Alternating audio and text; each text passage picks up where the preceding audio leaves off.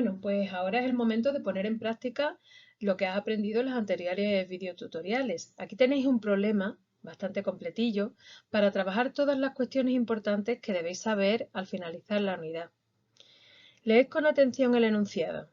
Los primeros apartados nos plantean determinar el valor de la aceleración y el desplazamiento en cada tramo. Sin embargo, los apartados D y E se refieren al movimiento total, quiero decir, abarcan varios tramos. Como veis, la gráfica que nos dan de datos representa los cambios de la velocidad en el eje de las Y con el tiempo en el eje de las X. Si os fijáis en la línea azul de la velocidad, veréis que realmente nos encontramos con tres líneas rectas y cada una de ellas tiene una pendiente diferente. Eso significa que la forma en la que varía la velocidad con el tiempo es distinta para cada tramo. Así entonces diferenciamos tres tramos.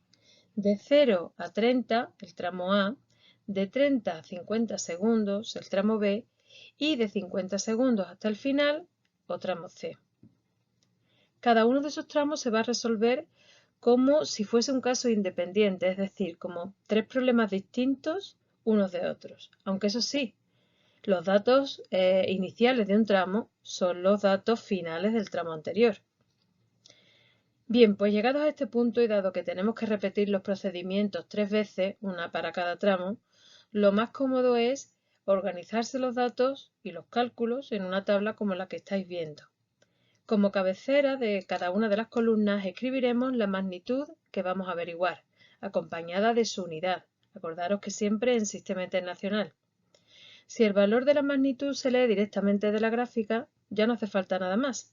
Pero si vas a poner una magnitud que necesitas una fórmula para calcularla, como va a ocurrir con la aceleración o con el desplazamiento, escribiremos igualmente la fórmula también en la cabecera. Y así después solo tendrás que sustituir los valores y no tener que repetir la fórmula cada vez que para cada vez que vas a iniciar un cálculo. En cada fila vamos a resolver cada uno de los tramos, identificándolos por las letras A, B y C. Y empezamos clasificando el tipo de movimiento en cada uno de ellos, respondiendo así a lo que nos preguntan en el apartado A. En el tramo A se observa un aumento de la velocidad con el tiempo. Tenemos entonces un movimiento rectilíneo uniformemente acelerado. En el tramo B vemos cómo la velocidad no varía, se mantiene constante. Así pues, esto es un movimiento rectilíneo uniforme. Y por último, en C, la velocidad disminuye hasta pararse. Tenemos entonces un movimiento rectilíneo uniformemente retardado. En nuestro caso, los tiempos iniciales y finales de cada tramo los vamos a tomar de la gráfica. Lo mismo va a pasar con los datos de la velocidad inicial y final en cada tramo. Pasamos entonces a resolver el apartado B. En el apartado B se nos pregunta por la aceleración y para calcularla necesitamos la fórmula. Aceleración es igual a la variación de velocidad dividido entre la variación del tiempo, es decir, velocidad final menos inicial dividido entre tiempo final menos inicial. Sustituimos los valores de las velocidades y los tiempos de cada tramo y así averiguamos el valor que le corresponde a cada uno. Recuerda que en el sistema internacional va expresada en metros partido por segundo al cuadrado. Bueno, pues como ves, en el tramo A la aceleración es positiva, ya que aumenta la velocidad, mientras que en el tramo B va a valer 0, realmente es que no hay aceleración, la velocidad es constante. Y en el tramo C, la aceleración tiene que salir negativa, ya que la velocidad disminuye. Así que no hagas trampa y restes al revés en el numerador, porque estáis viendo que tienes un número más pequeño menos un número más grande. Los números negativos te recuerdo que existen. Vamos entonces con el apartado C. Para determinar el desplazamiento utilizaremos la fórmula incremento de x, desplazamiento, es igual a velocidad inicial por el tiempo transcurrido más un medio de la aceleración por el tiempo que transcurre al cuadrado. Como veis, y aunque el problema no lo hubiese pedido, con los datos que tenemos de velocidad y de tiempo es necesario calcular primero la aceleración, ya que nos va a hacer falta para sustituirla en esta fórmula. Sustituimos entonces los valores correspondientes a las magnitudes en la fórmula y calculamos el valor del desplazamiento, que va a ir expresado en metros. Y nos indica la distancia que ha recorrido el cuerpo en ese tramo. Si quisiéramos saber la distancia total recorrida, como va a aparecer más adelante, simplemente tendréis que sumar todos los desplazamientos, puesto que os recuerdo que en todos los tramos la trayectoria es rectilínea. Por ejemplo, en el apartado D. En este apartado se nos pregunta por la distancia recorrida al cabo de 60 segundos.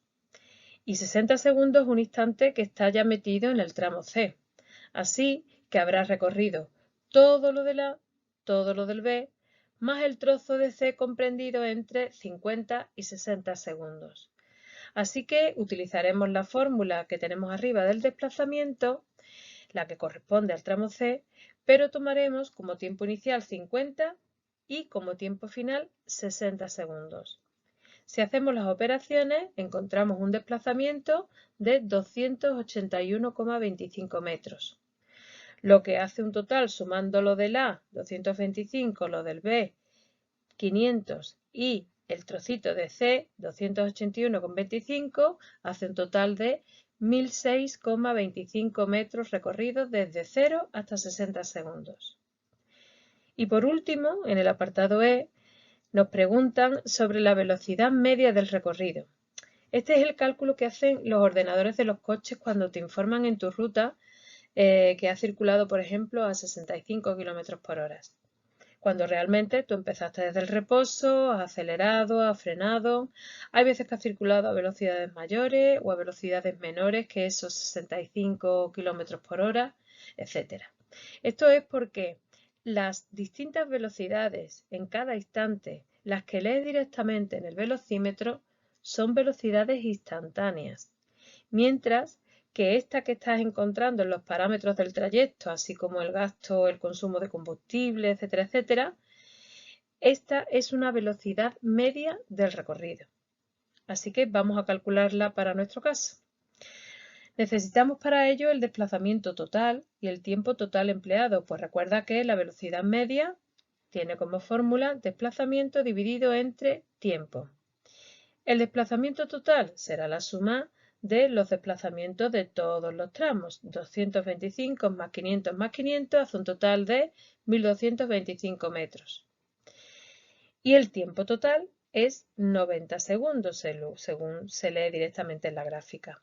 Así que, haciendo la división, obtenemos una velocidad media para este trayecto de 13,61 metros por segundo, lo cual es lógico porque la velocidad media debe estar comprendida entre la más pequeña y la mayor a la que tú has circulado, en este caso entre 0 y 25.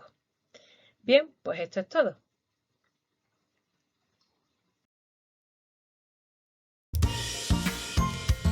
Hasta el próximo vídeo, chicos. Bye.